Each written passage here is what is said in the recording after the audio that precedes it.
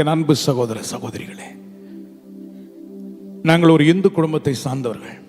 தேவன் அறியாத குடும்பத்தில் எங்கள் குடும்பத்தில் 5 நபர்கள், 4வது நபராக நான் பிறந்தேன். பிறக்கும் பொழுது நன்றாய் பிறந்த நான் 10 வயதிலே கடுமையான காய்ச்சல் வந்தபடியினாலே என்னுடைய ஒரு வலது காலை நான் இழக்க வேண்டிய சூழ்நிலைக்கு தள்ளப்பட்டேன். எங்கள் குடும்பம் ஒரு பெரிய பணக்கார குடும்பம் அல்ல, மிகவும் ஏழ்மையான ஒரு குடும்பம். சென்னையிலிருந்து எங்கள் அப்பாவுடைய குடிப்பழக்கத்தினால பயங்கர பிரச்சனைகள், சித்திரவதை தாங்க முடியாமல் எங்களுடைய மாமா ஊருக்கு, கிராமத்துக்கு நாங்கள் வந்துவிட்டோம். 60 கிலோமீட்டர் தூரத்தில் எங்கள் மாமா ஒரு சிறிய குடிசையை கொடுத்தார்கள். அந்த குடிசையில் 2 பேர் தான் படுக்க முடியும். நாங்கள் எல்லாம் கிராமப்புறங்களில் திண்ணைகள் இருக்கும். அந்த திண்ணைகளில் படுத்துக்கொண்டு தெருக்களிலும் திண்ணையிலும் படுத்துக்கொள்வோம். இதுதான் எங்களுடைய வாழ்க்கை. கிராமப்புறத்துக்கு வந்தாலும் எங்களுடைய சூழ்நிலைகள் மாறவே இல்லை. கஷ்டங்கள், தரித்திரம், பஞ்சம், பட்டினி. சமுதாயம் எங்களை ஒதுக்கினது. சொந்தக்காரர்கள் எங்களை வெறுத்தார்கள். ஒவ்வொரு வாரமும் எங்கள் அப்பா வந்து குடிச்சிட்டு வரும்பொழுது 5 கிலோ அரிசியை கொண்டு வருவார். வயல்வெளியிலே போட்டு அது கூழும் சகதியுமாய் வரும். வீட்டுக்கு வந்து பானைகளை, சட்டிகளை உடைத்து எங்கள் அம்மாவை அடித்து நொறுக்கி போடுவார். இப்படி சித்திரவதை ஒரு நாள் அல்ல, 17 வருஷமா நாங்கள் சித்திரவதைகளை அனுபவித்தோம். பசி என்ன ஒரு சித்திரவதை, பசியை விட கொடுமையான ஒரு சித்திரவதை எங்க அப்பாவுடைய குடிப்பழக்கம். சமுதாயத்தில் எங்களுக்கு ஒரு நல்ல பேர் இல்லை. எங்க அப்பாவனால குடிகாரனுடைய பிள்ளைங்க என்று சொன்னாங்க. எங்களை பார்க்கிறவங்க அருவருப்பா பார்த்தாங்க. அதனால கொடிய தரித்திரம் எங்களை வாட்டி வதைத்தது. என்னுடைய வாழ்க்கையில சாப்பாடு என்று சொல்ல, சாப்பாடு என்பது ரொம்ப அரிதாயிருந்தது. சாப்பாடுன்னு சொன்ன, ஸ்கூல்ல ஒருவேளை சாப்பாடு போடுவாங்க, அதுக்காக தான் ஸ்கூலுக்கு போன தவிர படிப்புக்கும் எனக்கும் துளி கூட சம்பந்தம் கிடையாது. அந்த ஸ்கூல்லே 3 முட்டாள்கள் இருந்தார்கள். ஒருவன் கதிர்வேல், இன்னொரு இளங்கோவன், என்னுடைய பழைய பேர் சேகர். நாங்கள் 3 பேரும் தான் படிப்பிலே முட்டாள்கள். ஒண்ணுமே தெரியாது. என்ன பண்ணுவாங்க டீச்சர், டே அவங்களாவது ஏறு உழுதாவது பிழைப்பானுங்க, நீ என்னடா பண்ண போற அப்படின்னு கேட்பாங்க. எங்களுக்கு அட்வைஸ் எல்லாம் கேட்கறதுக்கு ஆறுதலாக இருக்கும். ஆனால் அவங்கள படிக்க அறிவு இல்லை. அதனால பார்த்தாங்க, படித்தாலும் படிக்கலனாலும் பாஸ் பண்ணி விட்டாங்க 10வது வரையும். 10ஆவதுல போயிட்டேன். எனக்கு எழுத படிக்க தெரியாது. தமிழ் கிராமர் எழுத படிக்க தெரியாது. இப்படிப்பட்ட சூழ்நிலை ஸ்கூல்ல பரீட்சையில் ஆல் சப்ஜெக்ட்ல எனக்கு மார்க் எவ்வளவு தெரியுமா வந்தது? 37 மார்க் வந்தது. 37 மார்க் வாங்கி எனக்கு ஒரே சந்தோஷம். வாழ்க்கையில் மார்க்கே வாங்காது எனக்கு மார்க் போட்டாங்கன்னு சொல்லி 37 மார்க் வச்சு ஒரே சந்தோஷம். இந்த நிலையில் எங்கள் அப்பாவுடைய குடிப்பழக்கத்தினால் ரொம்ப சித்திரவதை நாங்கள் அனுபவித்திருந்தோம். அவர் ஒரு பொது கிணறு ஒன்று இருந்தது. அந்த பொது கிணறுல மது போதையில விழுந்து மரித்து போய்விட்டார். 1 வருஷம் கழிஞ்சு எங்கள் அம்மாவும் வறுமையிலே மரித்து போய்விட்டார்கள். நான் 10வது ஃபெயில் ஆகிட்டதுனால ஸ்கூலில் சாப்பாடு எனக்கு கிடைக்காது. என்னுடைய நிலைமை என்ன தெரியுமா? கிழிஞ்சு போன வஸ்திரத்தை கட்டிக்கொண்டு கிராமப்புறங்களிலே திண்ணையில் படுத்துக்கொண்டு சோகமான பாடல்களை, சினிமா பாடல்களை பாடிக்கொண்டு அழுது கொண்டிருப்பேன். யாராவது கடைக்கு போய் சொன்னாங்கன்னா கூழோ கஞ்சோ கொடுப்பாங்க, அதை சாப்பிட்டு இப்படி தான் போயிட்டு இருப்பேன். இந்த வாழ்க்கையில் நாளுக்கு நாள் சூழ்நிலைகள் மாறினது. வறுமையின் உச்சக்கட்டத்துக்கு நான் போனேன். புளிய இலைகள், புளியங்காய்கள், பச்சை கீரைகள், மாடுகள் சாப்பிடுகிறதை நாங்கள் சாப்பிட்டோம். யாரும் எங்களை பார்த்து ஒரு கண்ணும் எங்கள் மேல் இரக்கமாக இருந்ததில்லை. ஒருவரும் உதவி செய்ய முன்வரவில்லை. இவ்வளவு வேதனை, அவ்வளவு வேதனை. என்னை பார்த்து பரிதபிக்க ஒருவனும் இல்லை. என்னை பார்த்து கேவலமாக பேசினார்கள்.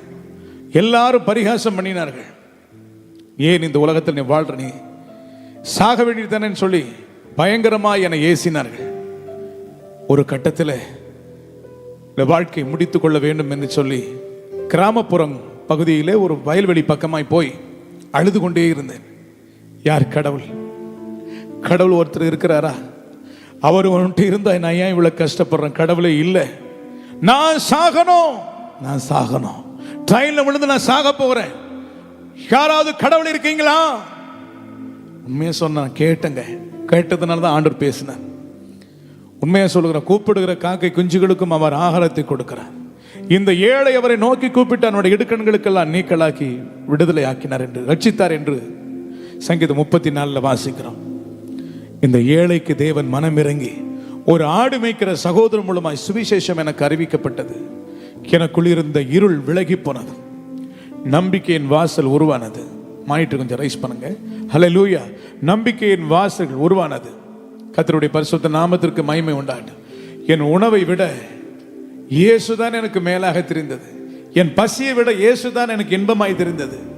இயேசு மேல் உயிருக்குயிரை அவர் மேல் தாகம் கொண்டேன். அவருக்காக வாழ்வதும் அவருக்காக செத்தாலும் பரவாயில்லை. இயேசுதான் என் உயிர், இயேசுதான் என் உயிர். அவரை உறுதியாய் பற்றி பிடித்துக் கொண்டேன். மூழ்கி ஞானஸ்தானம் எடுத்தேன். ஆண்டவர் மேல் தாகம் கொண்டேன். அவரை பாடிக்கொண்டே பழைய சினிமா பாடல்களை பாடிக்கொண்டது. நான் இயேசுவை பாடுவதே எனக்கு வழக்கமாய் மாறிவிட்டது. அவரை பாடிக்கொண்டு பக்தி வைராக்கியம். வேதம் சொல்லுகிறது, பக்தி உள்ளவனை கர்த்தர் தமக்கென்று தெரிந்து கொள்கிறார் என்று வாசிக்கிறோம். பக்தி, தேவன் மேல் பக்தியாக இருந்தேன், செத்தால இயேசுக்காக. ஆனால் என்னுடைய சூழ்நிலைக்கு ஒன்றும் மாறவில்லை. வறுமை மாறவில்லை, கஷ்டங்கள் மாறவில்லை, தரித்திரங்கள் மாறவில்லை. ஒரு நான் ஆண்டவரின் சமூகத்தில் அழுது கொண்டிருந்தேன். ஆண்டவரே, நான் எதற்காக இந்த உலகத்தில் வாழ வேண்டும் என்று சொல்லி அழுது கொண்டிருக்கும் பொழுது ஆண்டவர் என்னோடு கூட பேசினார். மகனே, என்னுடைய ஊழியத்துக்காக நான் தெரிந்து கொண்டேன், நீ வருவாயா என்று கேட்டார். நான் சொன்னேன், நான் சமுதாயத்தில் புறக்கணிக்கப்பட்டவன், நான் அறிவில்லாதவன், நான் படிப்பறிவில்லாதவன், நான் பலவீனமான மனுஷன். உம்முடைய ஊழியத்தை செய்வதற்கு ஞானம், விவேகம், அறிவு, புத்தி இதெல்லாம் வேண்டும் ஆண்டவரே. என்னை யாரும் ஏற்றுக்கொள்ள மாட்டார்கள் என்று சொன்னேன். மோசே சொன்னது போல நான் சொன்னேன், யாரும் என்னை ஏற்றுக்கொள்ள மாட்டார்கள். கர்த்தர் சொன்னார், எந்த மனுஷனையும் பிரகாசிக்கிற மெய்யான ஒளி நானே என்றார். ஹல்லேலூயா. உன்னை ராஜாக்களுக்கு மத்தியிலும் பிரபுக்களுக்கு மத்தியில் நான் கொண்டு போவேன். உலகத்தின் கடைமனை மட்டும் உன்னை கொண்டு போய் என் நாமத்தை நான் மகிமைப்படுத்துவேன் என்று இயேசு சொன்னார். அர்ப்பணித்தேன், ஊழியத்துக்கு அர்ப்பணித்தேன். உண்மையை சொல்றேன், ஊழியன்னா எனக்கு யாரும் எந்த சப்போர்ட் கிடையாது. யாரும் எனக்கு உதவி செய்வதற்கு ஒருவரும் முன் வரவில்லை. ஒரு பைபிள், ஒரு பெட்ஷீட் எடுத்துட்டு ஊர் ஊரா தெரு தெருவா போயிட்டு இயேசுவை பத்தி சொல்ல ஆரம்பிச்சேன். இயேசு நல்லவர், வருத்தப்பட்டு பாரம் சுமக்கிறவர்களே நீங்கள் எல்லாரும் இடத்தில் வாருங்கள், நான் உங்களுக்கு இளைப்பாறுதலை தருவேன் இயேசு சொல்லியிருக்கிறார். என் நிலைமையை பார்த்தா பிச்சைக்காரன் நானும் ஒரே டைப்ல தான் இருப்போம். நாயெல்லாம் ரோட்ல இருக்கிற நாயெல்லாம் வந்து கொளிக்கும். அவங்க சொல்லுவாங்க, ஏய் தம்பி, என்ன வந்து கத்தி நிக்கிற, உன்னை பார்த்தாவே பாவமாக போ போ. இயேசு சொல்ல வந்துட்டாராம். இயேசு இப்படி நிந்தைகள், அவமானங்கள். பல ஊழியக்காரர்கள் சொல்வார்கள், உன்னெல்லாம் ஆண்டவர் ஊழியத்துக்குன்னே அழைக்கல, நீ என்ன ஊழியம் செய்வ, அப்படி கேவலப்படுத்துவார்கள். ஆதரவு என்று சொல்லி இந்த உலகத்தில் யாரையும் நம்ப முடியவில்லை. எல்லாரும் என்னை புறக்கணித்தார்கள். தாவீதை புறக்கணித்தது போல என்னை புறக்கணித்தார்கள். எல்லாரும் அவமானப்படுத்தினார்கள். எனக்கு வீடு வாசல் என்பது கிடையாது. பிளாட்பாரம், சர்ச்சி வாசல், எங்கேயாவது சர்ச்சி வாசல்ல படுத்துக்கிட்டு இருப்பேன், மரத்தடியில படுத்துக் கொண்டிருப்பேன் இரவும் பகலும். கண்ணீரே எனக்கு உணவாய் மாறினது. தாவீது சொன்னது போல கண்ணீரே எனக்கு உணவாய் மாறினது. ஆனால் என்னுடைய பொழுதுபோக்கு எல்லாம் தெரியுமா, கர்த்தரை புகழ்ந்து பாடுவதே. அல்லேலூயா. அவரை புகழ்ந்து பாடிக்கொண்டே இருப்பேன். பாடி வாயில வர்ற வார்த்தையெல்லாம் வச்சு பாடிக்கிட்டே இருப்பேன். அல்லேலூயா. ஈ மைனர் கொஞ்சம் போடு தம்பி. உதவாதவன் என்று தள்ளியதே உலகம், தள்ளியதே உலகம். உதவாதவன் என்று தள்ளியதே உலகம், என்னை தள்ளாதவர் என் இயேசு. தாயை போல தேற்றினார், தந்தையை போல் அணைத்தாரே. ஆய நாட்டை சுமப்பது போல் என்னை தினம் சுமந்து சென்றார். உதவாதவன் என்று தள்ளியதே உலகம், தள்ளியதே உலகம். இப்படி பாடிக்கிட்டே இருப்பேன். அப்படியே லிரிக்ஸ் அண்ட் டியூன் அப்படி வந்துகிட்டே இருக்கும். எனக்கு ஒரு சின்ன டைரி இருக்கு, அதில் எழுதிட்டே இருப்பேன். ஆண்டவரை பாடிக்கிட்டே இருப்பேன், துதிச்சுட்டே இருப்பேன். எத்தனை வருஷம் தெரியுமா? 13 வருஷம். இரவை பார்த்து சொல்லுவேன், இரவே ஏன் வருகிறாய்? பகலை பார்த்து பகலே ஏன் வருகிறாய்? எது மாறுகிறது? என் சூழ்நிலை மாறவில்லை. ஒரு இரவு இருக்கிற, ஒரு பகல் இருக்கிறது, மாறிக்கொண்டே இருக்கிற. எவ்ரிடே என் வாழ்க்கை மாறவில்லையே. பசி, பட்டினி, பஞ்சம், கொடுமை, அவமானம், நிந்தைகள், வாழ்வா சாவா, மரணமா ஜீவனா? சாத்தான் சொல்லுவா, அதோ ட்ரெயின் வருது பாரு, நீ விழுந்து மரித்து விடு, உனக்கு யாரும் இல்லை, இயேசு உன்னை கைவிட்டு விட்டார், சீக்கிரமாய் விழுந்து விடு. ஆனா ஆண்டவருடைய கிருபை என்னை தாங்கினது. என்னுடைய பாடல், நிறைய பாடல்கள், நூற்றுக்கணக்கான பாடல்கள், இன்னைக்கு பல மில்லியன் மக்கள் பாடல் மூலம் ஆசீர்வதிக்கப்பட்டிருக்காங்க. ஆமென் சொல்லுவோமா? என் கால்கள் சறுக்குகிற போதெல்லாம் அவருடைய கிருபை தாங்கினது. கடைசியாக 13 வருஷத்துல என்னால முடிஞ்ச ஊழியங்கள் எல்லாம் செஞ்சேன். கிராம ஊழியங்களை போய் செஞ்சேன். இயேசுவை பற்றி என்னால் முடிஞ்ச அளவுக்கு அறிவிச்சேன். ஆனா எலும்பும் தோலுமாக நான் போய்விட்டேன். கண்கள் எல்லாம் உள்ளே போய்விட்டது, எலும்பும் தோலுமாய் மாறிவிட்டேன். சாவின் விளிம்பிலே ஒவ்வொரு நாளும் நான் எண்ணிக்கொண்டு என்றைக்கு என்னை சாவு வரப்போகிறது தெரியவில்லை. ஆனால் சாவு நெருங்க நெருங்க நெருங்க ஒரு நண்பருடைய வீட்டுக்கு நான் போனேன், தெரிந்தவருடைய வீட்டுக்கு போனேன். அங்கே மயங்கி கீழே விழுந்து விட்டேன். அவர் சொன்னார், இவர் நாளைக்கோ இன்றைக்கோ மரித்து விடுவார். இவருடைய பாடி யார் எடுக்கிறது? இவர் சரீரத்தை யார் எடுப்பது? இவர் எழுப்பி அனுப்பிவிடுங்கள் என்று சொல்லி 20 rupees 20 ரூபாய் கொடுத்து அனுப்பிவிட்டான். போய்விடு. அந்த பலவீனத்தில் இருள் சூழ்ந்திருக்கிறது, மரணம் நெருங்கி கொண்டிருக்கிறது. ஒரு சர்ச்சு ஓரத்தில் போய் படுத்து அழுது கொண்டிருக்கிறேன். இந்த உலகத்தில் நேசிப்பதற்கு யாருமே இல்லை ஆண்டவரே, நான் சாக வேண்டும், என் ஜீவனை எடுத்து விடும் ஆண்டவரே, நான் வாழ விரும்பவில்லை, என்னால் முடிஞ்ச ஊழியத்தை நான் செய்து விட்டேன், என் ஜீவனை எடுத்து விடும் என்று சொல்லி அழுது கொண்டிருக்கும் பொழுதுதான் இந்த பாடல் எனக்கு வந்தது. ஹல்லேலூயா. ஏ மைனர் படம் தம்பி, ஓ ஏ மைனர், ஓ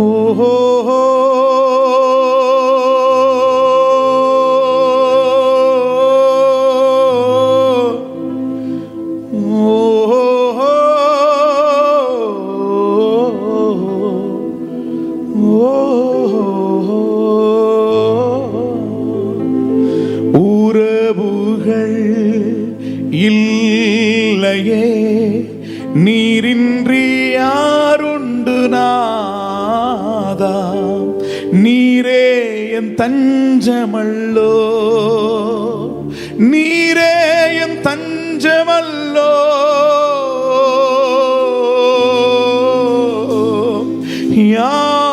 யாருண்டு நாதா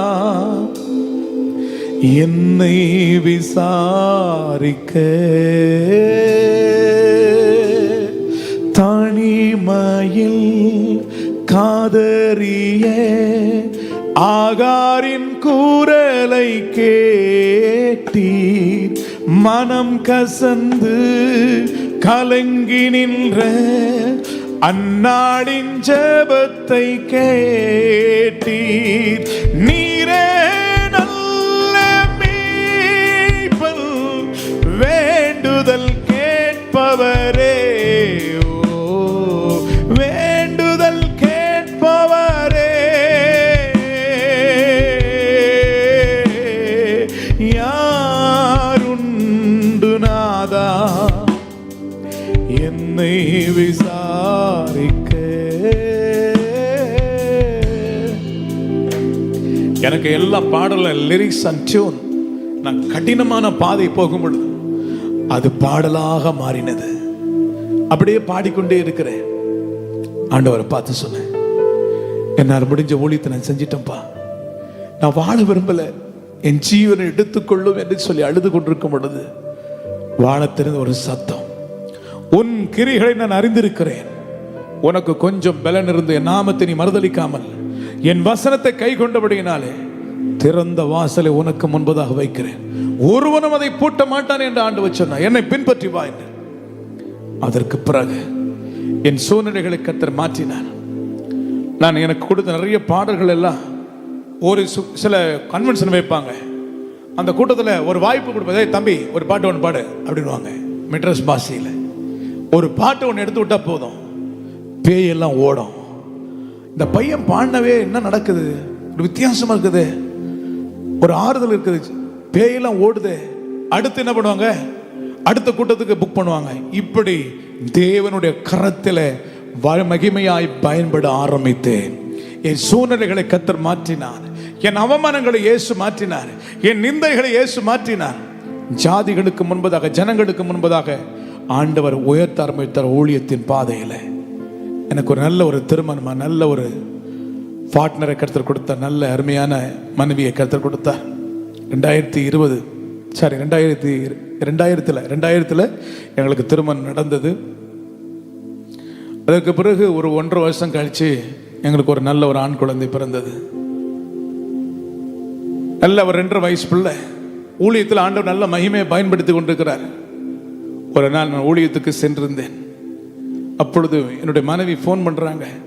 குழந்தை மிகவும் பயங்கரமான காய்ச்சல் வந்து குழந்தைக்கு ஃபிக்ஸ் வந்துடுச்சு, உடனே வாருங்கள் என்று சொன்னார்.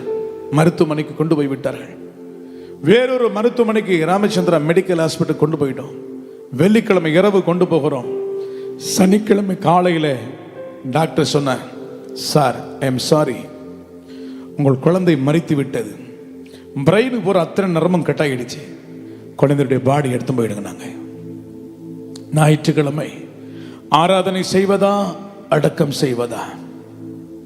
நான் சொன்னேன் டாக்டர் பார்த்து, சார் நாளைக்கு ஒரு நாள் மாத்திரம் என் குழந்தை இங்கே இருக்கட்டும், இந்த பாடி இங்கே வச்சுட்டு நாங்கள் ஞாயிற்றுக்கிழமை ஆராதனை இருக்குது, அந்த ஆராதனை முடிச்சுட்டு வந்து எங்கள் குழந்தையுடைய பாடி நாங்கள் எடுத்துக்கிறோம்.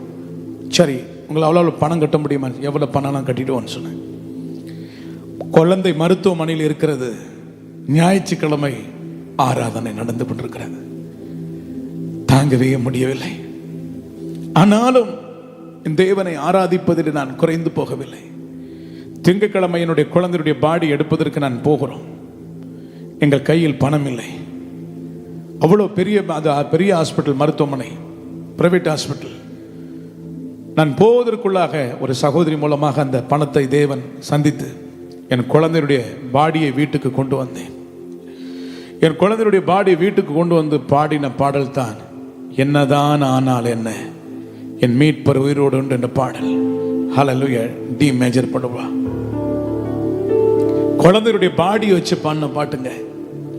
எல்லாரும் என்னை பார்த்து அழுதார்கள். ஆனா மைக்க பிடிச்சு நான் ஆண்டவரை பார்த்து சொன்னேன், மை லார்ட், என்னதான் ஆனால் என்ன, என் மீட்பர் உயிரோடு இருக்கிறேன். யோபு சொன்னது போல என் மீட்பர் உயிரோடு இருக்கிற, அவர் என்னை கொன்று போட்டால் அவர் மேல் நம்பிக்கையா இருப்பேன். ஓ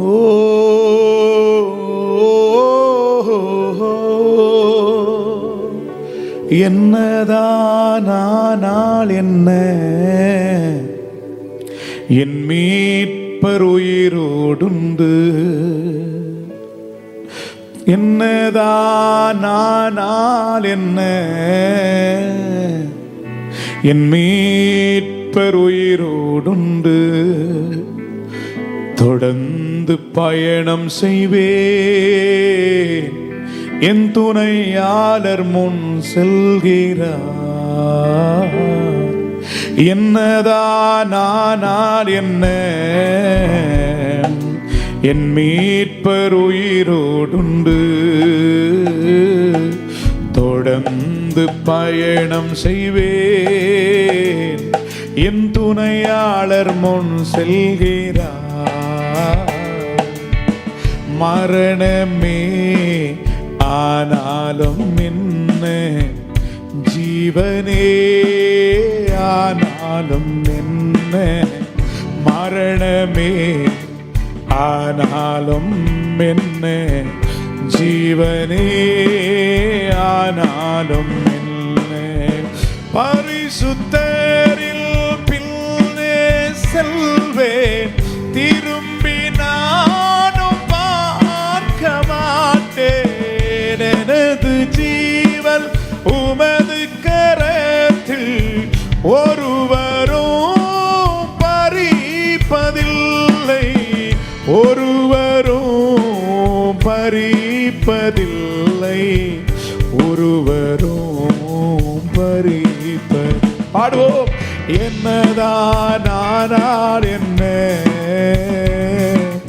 என் மீட்பர் உயிரோடுண்டு. தொடர்ந்து பயணம் செய்வேன், என் துணையாளர் முன் செல்கிறார்.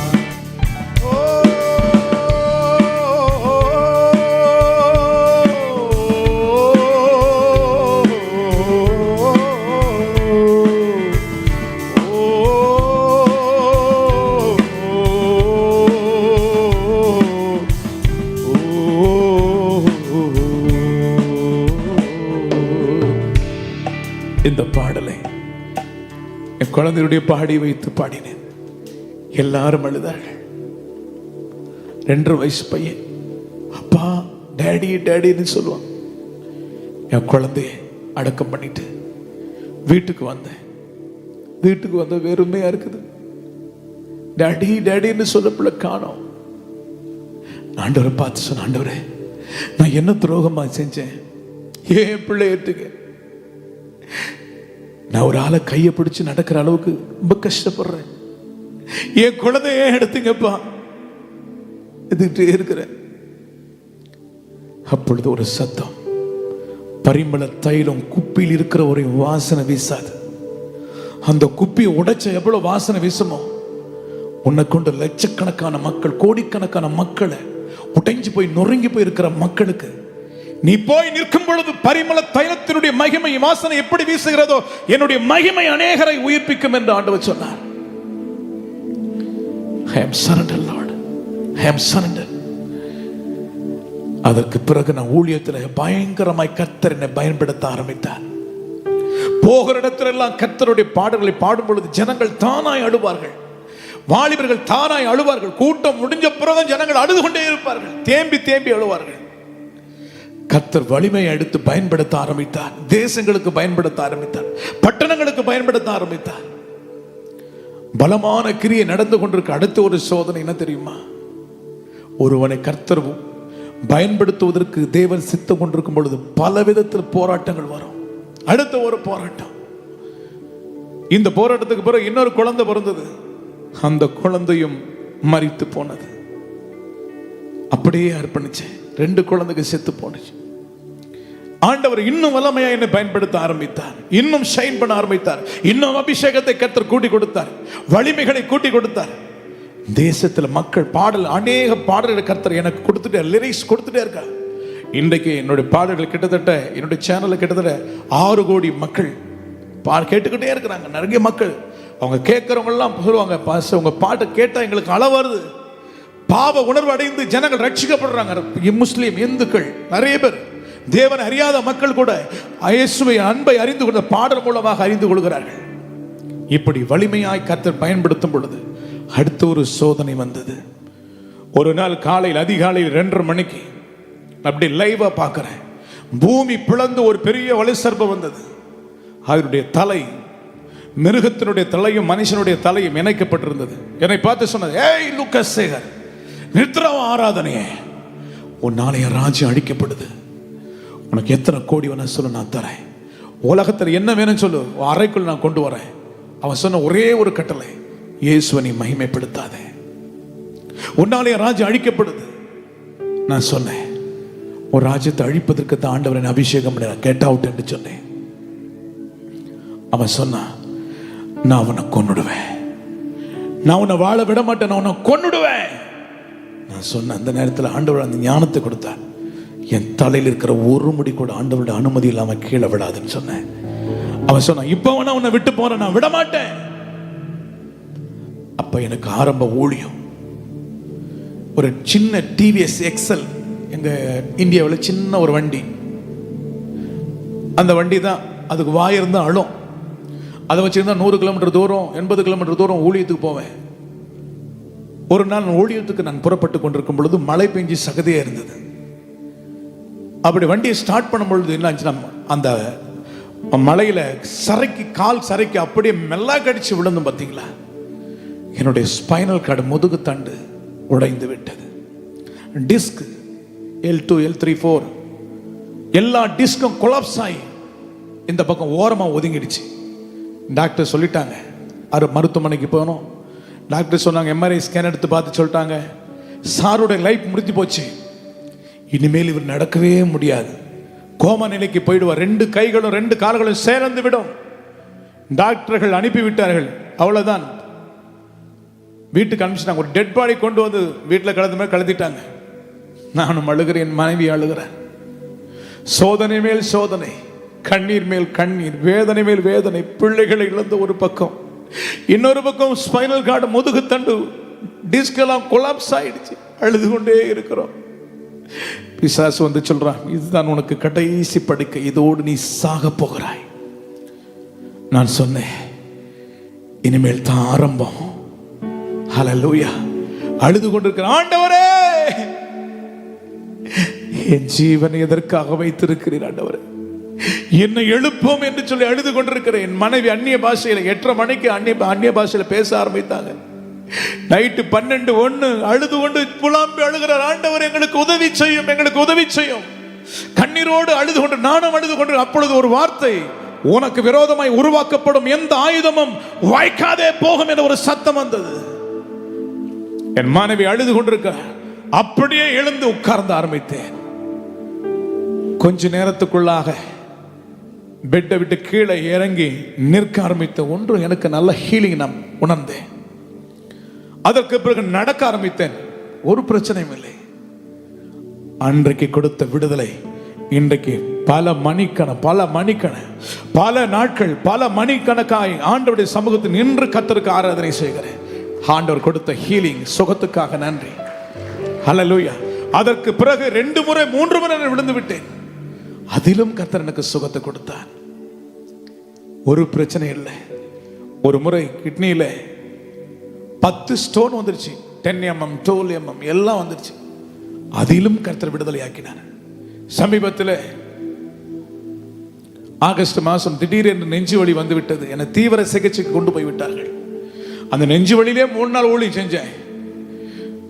கடுமையான நெஞ்சு வலி வந்தபடினாலே MMM ஹாஸ்பிட்டல் கொண்டு போய் நாங்கள் தீவிர சிகிச்சை கொண்டு போய் விட்டார்கள். சாத்தான் சொன்ன, இனிதிலும் நீ மரித்து போய் விடுவாய். அதிலிருந்தும் கர்த்தர் என்னை விடுதலை ஆக்கி இப்போ 2 மாதம் 3 மாதம் ஆகுதா. 3 மாதம் சொன்னாங்க. நிறைய பேர் சொன்னாங்க, நீங்கள் பேசவே கூடாது. ஆனா அப்படி வச்சிருக்கிறார் ஆண்டவர். இன்னைக்கு கம்பீர குரலோடு தான் வச்சிருக்கிறார். ஹல்லேலூயா. எத்தனை சோதனைகள் வந்தாலும், எத்தனை பாடுகள் வந்தாலும், இன்றைக்கு ஆண்டவருக்காக வைராக்கியத்தோடு இன்னைக்கு உலகம் முழுவதும் கர்த்தர் பயன்படுத்தி கொண்டிருக்கிறார். No rest. தமிழ்நாட்டில் என்ன விட மாட்டாங்க ஜனங்க. எல்லா சபைகளுக்கும் போவாத, தமிழ்நாட்டில் போவாத காலமிக்காத தேசமே கிடையாது. ஆண்டவர் எல்லா இடங்களையும். இப்போ கூட நம்ம பிரதர் மோசஸ் அவர்கள் சொன்னாங்க, நவம்பர் மாதமே செப்டம்பர் மாதமே போனாங்க. நான் சொன்னேன், அப்போ டிசம்பர் ஆயிடுச்சு, ஜனவரி ஆயிடுச்சு, அப்போ மார்ச் 4 நாள் மட்டும்தான் பிரதர் வர முடியும்னு சொன்னேன். இந்த 4 நாள் உங்கள் மத்தியில் வந்து ஊழியம் செய்வதற்கு கர்த்தர் கிருபை கொடுத்திருக்கிறார். என் சாட்சி சொல்ல போனான், ஏராளமான சாட்சிகள், இவ்வளோ பாடுகள். எனக்கு ஒரு திருச்சபை கிராமத்தில் இருக்கிறது. கிராமத்தில் உள்ள ஸ்லம்முக்குள்ள தான் இருக்குது. ஆனால் எனக்கு தேவன் ஒரு பெரிய தரிசனத்தை கொடுத்திருக்கிறார். இன்டர்நேஷனல் ரிவைவல் பிரேயர் சென்டர் நீ கட்டணும். ஒரு என்னை எழுப்புதற்காக தேவன் நியமிச்சு வச்சிருக்கிறார். இந்த இடத்தை வாங்கணும். சீக்கிரமா இந்த தரிசனம் நிறைவேற்றுவதற்காக நீங்களும் ஜெபம் பண்ணுங்கள். நம்முடைய நோக்கம் எண்ணம் எல்லாம் தேவ ராஜ்யம் ஆமென் நிறைவேற்ற வேண்டும் என்பதுதான். அவ்வளோ பாடுகள் இருந்தாலும், எனக்கு எவ்வளோ கஷ்டங்கள் இருந்தாலும், ஒவ்வொரு நாளும் போராட்டங்கள் தான், ஒவ்வொரு நாளும் போராட்டங்கள். ஏன்னா போகிற இடத்தெல்லாம் ரிவைவல், மக்கள் விடுதலை ஆகும் பொழுது சத்துரு என் மேல் எரிச்சல் கொண்டு எப்படியாயும் அழித்து விட வேண்டும். தாவீதுக்கும் மரணத்துக்கும் 1 அடி தூரம் தான் இருந்தது. பவுல் சொல்றான், அனுதினமும் எவ்ரிடே, அனுதினமும் சாகிறேன். சாவுக்கு எதுவான சூழ்நிலைகளோடு போராடி கொண்டு தான் இருக்கிறது.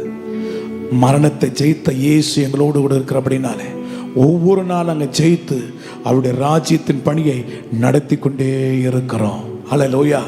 உங்கள் ஜெபங்களில் எங்களை நினைத்துக் கொள்ளுங்கள். ஹல்லேலூயா. தேசத்தில் ஒரு பெரும் எழுப்புதலை நாம் சந்திக்க போகிறோம். இனி காலம் தாமதிப்பதில்லை. கர்த்தர் ஒரு உயிர்மீழ்ச்சியான காரியங்களை செய்ய போகிறார்.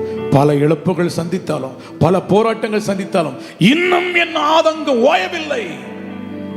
இயேசுவை குறித்து என்னால் சொல்லாமல் இருக்க முடியவில்லை. பெரிய பெரிய ஆயிரக்கணக்கான கூட்டங்களிலே ஆண்டவருடைய ராஜ்யத்தை குறித்து வைராக்கியத்தோடு செயல்படுவதற்கு ஆண்டவர் கிருபை கொடுத்திருக்கிறார். இன்றைக்கும் உங்களுக்கு அவர் அற்புதத்தை செய்ய போகிறார்.